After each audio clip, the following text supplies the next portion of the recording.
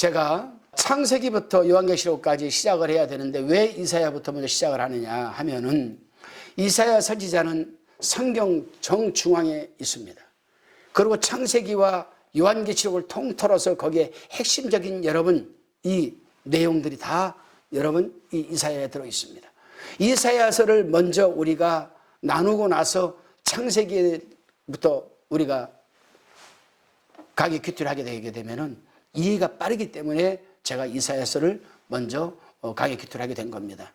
이 이사야서가 끝나면 곧바로 창세기서부터 요한계시록까지 강의 큐티를 나누도록 하겠습니다. 여러분 많은 참여와 또 많은 여러분 회복과 또 많은 은혜가 그런 임하는 나눔의 시간들이 되시기를 주님의 이름으로 부탁을 드립니다. 감사합니다. 샬롬. 오늘도 하나님의 말씀과 기도로 하루를 시작하시는 여러분들에게 하나님의 크신 복이 함께 하시기를 바랍니다. 오늘은 이사야서 25장 1절로 12절의 말씀을 나누도록 하겠습니다. 하나님의 말씀은 언제나 진리이기 때문에 세상이 아무리 바뀌어도 그 말씀은 변하지 않습니다. 오늘날처럼 이렇게 사회가 혼란스럽고 질서가 무너지고 자기들 멋대로 생각대로 살아가는 이 시대에 하나님의 말씀이 주시는 그 교훈과 경각심은 오늘날 우리에게도 적용이 됩니다. 그래서 우리는 오늘 이사야 선지자가 외치는 이 말씀을 나누도록 하겠습니다. 이사야 선지자는 이미 10장에서 그리스도 왕국의 건설과 이방인의 부르심과 소명을 말했습니다. 그리고 그 사명전달에 쓰임받는 것이 너무나 기뻐서 이사야는 하나님을 찬송했습니다. 오늘 본문 여기에서도 하나님 나라의 건설에 대하여 기쁨으로 이사야는 하나님의 성호를 찬송하고 있습니다. 본문 1절로 5절의 말씀입니다. 여호와여 주는 나의 하나님이시라. 내가 주를 높이고 주의 이름을 찬송하오리니 주는 기사를 옛적에 정하신 뜻대로 성실함과 진실함으로 행하셨습니다.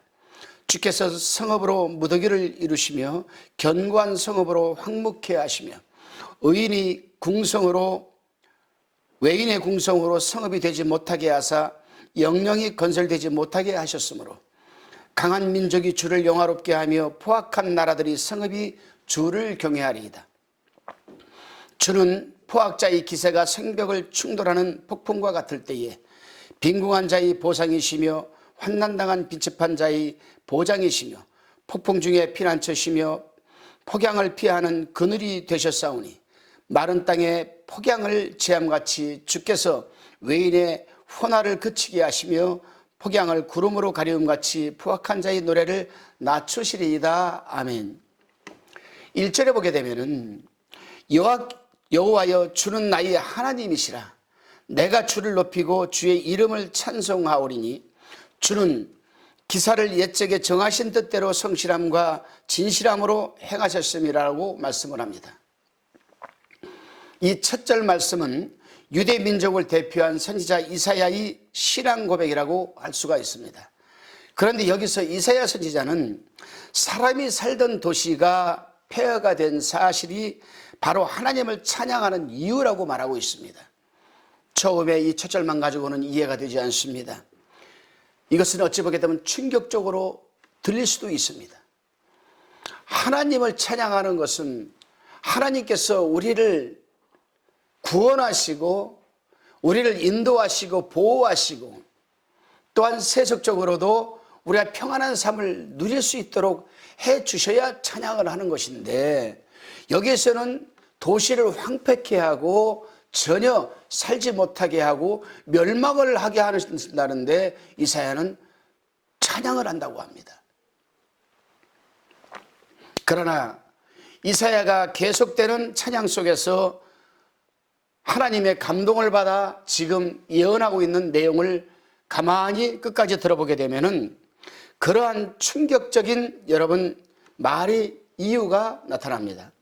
그것은 교만하고 포악한 자들이 그렇게 멸망을 당할 것이며, 가난한 자 또한 약탈당하는 자들은, 당하는 자들은 하나님이 보호하여 주심에 대한 역사적인 증거이기 때문이라고 얘기를 합니다. 역사 속에서 여러분, 그 고의와 사랑을 실천하는 것이 하나님의 뜻입니다. 공의와 사랑, 이거를 실천하는 것이 하나님의 뜻인데, 그리고 그 뜻을 우리가 성실함과 진실함으로 이루시는 하나님이 바로 찬송받으실 분이라고 이사야는 말을 하고 있습니다. 그렇습니다. 사랑하는 성도 여러분, 오늘날 우리에게도 하나님께 대한 하나님 신뢰가 필요한 것입니다. 하나님의 속성 중에 사랑과 공의가 있는 분이 아무런 이유와 뜻이 없이 한 나라를 멸망시키고 황폐케 하는 것은 있을 수가 없는 일입니다. 거기에는 반드시 하나님의 섭리가 있고 분명한 현재적인 이유가 포함되어 있는 겁니다. 그렇기 때문에 우리 하나님의 사람들은 전폭적으로 하나님을 신뢰할 필요가 있는 것이고, 그 신뢰를 바탕으로 우리는 고난 중에서도 하나님을 찬송할 수가 있어야 됩니다. 바로 이사야가 이런 부분에서 하나님을 지금 찬양하고 있는 것입니다. 그러한 여러분, 하나님의 공의와 사랑을 우리가 신뢰하고 그분을 찬양하게 될 때에, 또 순종하게 될 때에 우리는 죽음조차도 이겨낼 수 있고, 또한 하나님의 그러한 공의로운 사랑도 우리가 실천할 수 있는 그런 가장 위대한 여러분 힘이 되어지는 것입니다. 계속해서 이사야는 하나님의 행하시는 구원의 역사를 친히 체험하고 또 장래에 행하실 일도 전망하면서 또한 계속적으로 신앙을 고백하고 있습니다. 특이한 것은 이사야의 감사 찬송 중에는 출애굽기에 나타난 여러분 모세의 노래를 인용한 것이 많습니다. 이것은 이사야가 그만큼 여러분 모세의 신앙을 사모했고, 또한 모세 오경에 관한 내용을 꿰뚫고 있었다라는 증거이기도 합니다. 그렇습니다, 여러분. 오늘날도 우리는 성경적 인물을 멘토로 삼는 성도들이 있습니다. 저 또한 개인적으로 구약 인물 중에서는 저는 호세아를 참 좋아합니다. 그리고 호세아의 영성을 저는 본받고자 노력하고 있습니다. 그래서 시간만 나면 호세아서를 읽고 묵상하면서 호세아의 영성과 신앙을 닮아가고자 하는 열정이 있습니다. 신약에서는 사도 바울의 여러분 영성을 저는 멘토로 삼고 있습니다.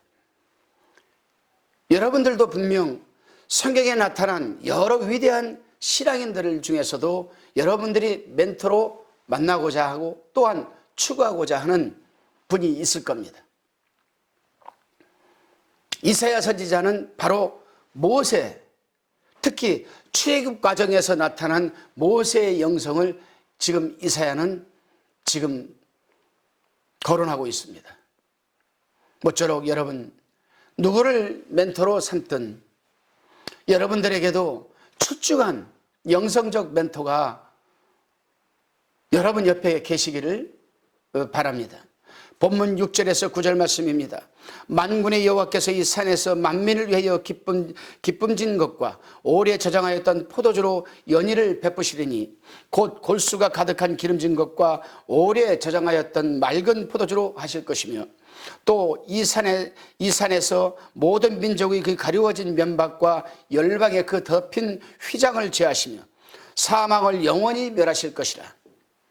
주 여호와께서 모든 얼굴에서 눈물을 씻기시며 그 백성의 수치를 온 천하에서 제하시리라. 여호와께서 이같이 말씀하셨느니라.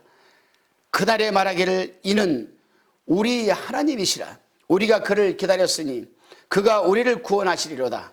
이는 여호와시라. 우리가 그를 기다렸으니 우리는 그 구원을 기뻐하며 즐거워할 것이며. 아멘. 이사야 선지자는 이제 하나님께서 시온산에서 있게 될 복된 여러분 잔치에 대해서 지금 예언하고 있습니다. 이것은 하나님이 구원잔치가 시작되는 알림을 지금 하고 있는 겁니다. 이 잔치에서 하나님은 당신의 백성들을 위로하는 모습이 여러분 보입니다. 그렇습니다. 예수 그리스도께서 이 땅에 육신의 몸을 입고 오셔서 지치고 상하고 절망하는 자들에게 풍성한 위로와 소망을 주시고 구원의 옷을 입혀주셨습니다. 그러나 지상에서의 위로와 소망은 하나님의 넓으신 은혜와 복 가운데 일부분에 지나지 않는 것입니다. 우리가 소망하고 지향하고 있는 저 천국에서는 또한 여러분 이 지상에서 맛볼 수 없는 완전한 위로와 기쁨과 찬양이 영원토록 이루어질 것입니다. 그렇기 때문에 First Incarnation, 주님이 이 땅에 처음 초림하셔서 우리에게 소망을 주었다라면은 Second Incarnation, 주님이 다시금 재림할 때에는 우리에게 완벽한 여러분 평안과 안식과 눈물도 없고 아픔도 없고 고통도 없는 그러한 세계에서 우리는 영원토록 하나님을 찬양하며 살아갈 줄로 믿습니다. 본문 10절에서 12절 말씀입니다. 10절에 여호와의 손이 이 산에 나타나시리니 모압이 거름물 속에 초교야 밝힘같이 자기 처소에서 밝힐 것인즉 그가 헤엄치는 자의 헤엄치려고 손을 편같이 그 속에서 그 손을 펼 것이나 여호와께서 그 교만과 그 손의 교화를 누르실 것이라. 너희 성벽에 높은 보장을 허러 땅에 내리시되 진토에 미치게 하시리라. 아멘. 여기서는 모압의 파멸을 지금 예언하고 있습니다. 사실 모압은 역사적으로 이스라엘을 괴롭힌 이방 민족으로서 하나님의 백성의 전형적인 여러분 대적자 원수입니다. 그런데 이사야 선지자는 9절에서 이스라엘의 찬양과 10절 12절에서는 모압의 파멸을 대조적으로 지금 묘사함으로써 하나님의 심판의 날에 양면적, 즉 하나님의 축복과 심판에 대해서 분명히 여러분 말을 하고 있습니다. 그렇습니다. 성도 여러분, 우리 하나님의 사람들은 이사야 선지자의 예언을 통해서 메시아를 통해서 완성될 왕국에 대한 소망을 우리는 재발견할 수 있습니다. 종말론적으로 임할 나라는 원수들이 철저히 여러분 이 악인들이 제거되고 영적인 우매함이 여러분 사라지며 풍성한 사랑과 기쁨만이 여러분 넘치는 곳입니다. 그렇기 때문에 우리는 지금의 삶에 만족하는 것이 아니라 한 발 더 나아가서 앞으로 우리에게 우리가 이 세상에서 떠나서 하늘나라 가도 마찬가지입니다. 어서 속히 하나님의 나라가 이 땅에 다시금 주님의 재림으로 임하게 될 때에 그때 우리는 정말 감당할 수 없는 기쁨과 여러분 희락이 우리에게 주어지는 것입니다.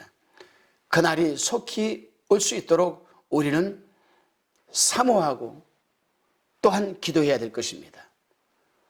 기도하겠습니다.